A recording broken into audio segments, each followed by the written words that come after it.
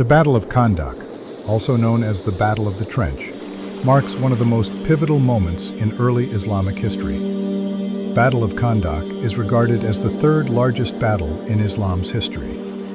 Taking place in 627 CE, 5 Hijra in Medina, this strategic confrontation between the Muslim community and a vast Confederate army was not just a military encounter.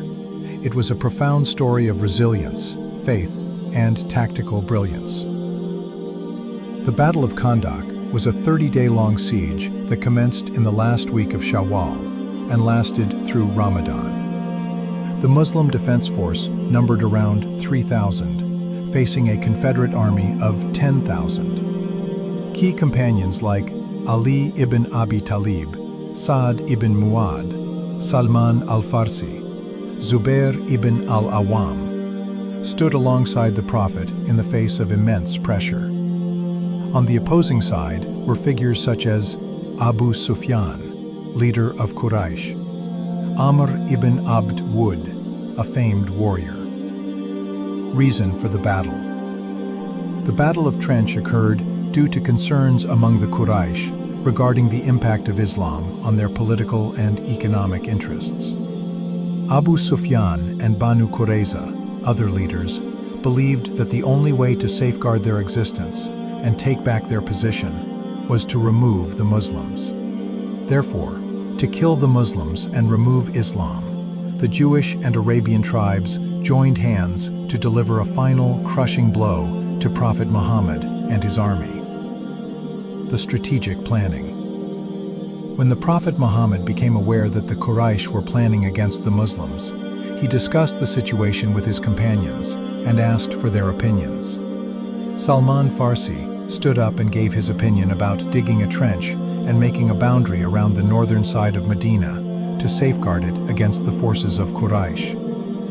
After this opinion was approved, the Prophet Muhammad divided the Muslims into groups of 10, and the digging commenced.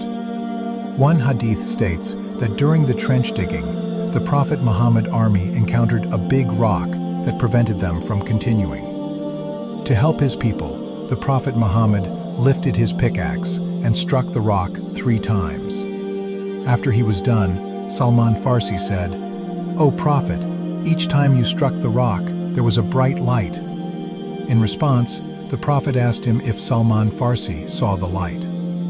When Salman Farsi replied in the affirmative, the Prophet Muhammad said that when he struck the rock for the first time, he saw the cities of Kisra, their environs, and many other cities.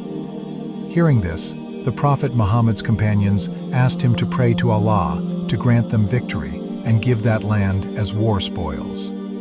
When he struck the rock for the second time, Prophet Muhammad said that he saw the cities of Caesar and their environs. Hearing this, the companions again asked the Prophet Muhammad to pray, so he prayed. When he struck the rock for the third time, Prophet Muhammad said that he saw the cities of Ethiopia and the villages around them. Sunan an-Nasa'i, 3176.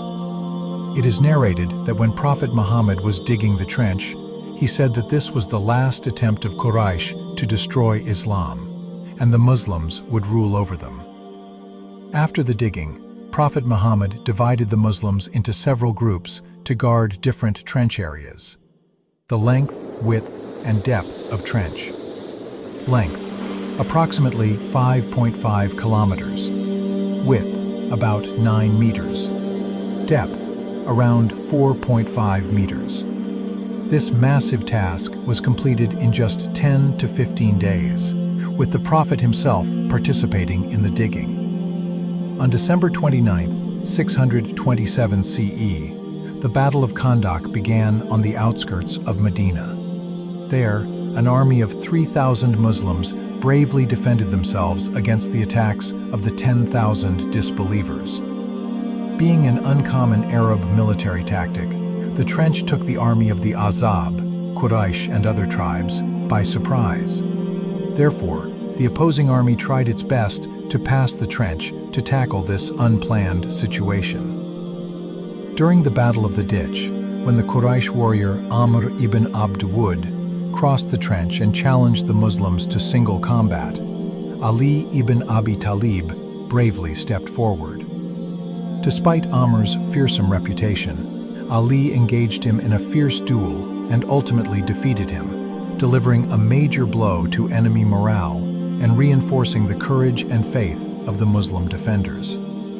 The confrontation took place in full view of both armies, heightening its impact. After Ali's victory, Amir's body was left where it fell, and no other warrior dared to cross the trench again. Even after several tries by the Quraysh army, they couldn't pass the trench. To tackle this situation, the Quraysh considered communicating with Banu Qurayza, the Jewish tribe in Medina, to have them attack the women and children of Medina. The Quraysh thought that when the women and children were in danger, the Prophet Muhammad and his army would leave the trench unattended to look after them, and the Quraysh would pass the trench. Although Banu Qurayza had signed a constitution with the Prophet Muhammad, which stated that neither Banu Qurayza was allowed to attack the Muslims nor help anyone attack them, the leader of the tribe, Ka'b, agreed to betray the Prophet Muhammad. When this news reached Prophet Muhammad, he bravely took back control and conquered the area of Banu Qurayza. A man come from Quraysh army and accepted Islam. His name Nu'aym ibn Mas'ud al-Ghatafani. He offered his help to the Prophet Muhammad, said, "You are just one man among us, so create division among our enemies, as war is deception." Nu'aym went to Banu Qurayza and convinced them to demand hostages from Quraysh to ensure their commitment. Then he went to Quraysh and told them that Banu Qurayza had regretted breaking the pact with the Prophet Muhammad and planned to hand over the hostages to him as a gesture of reconciliation. His strategy created distrust among the allies, and their unity collapsed. On the 24th day of the battle, Prophet Muhammad prayed to Allah for his help, and his prayers were answered in the form of cold, harsh winds that uprooted the tents of the Quraysh, scattering their belongings and hitting their faces. In the Quran, Allah states, "O believers, remember Allah's favor upon you when the enemy besieged you in Medina. So we sent against them a bitter wind and forces, angels, which you couldn't see." End of the battle.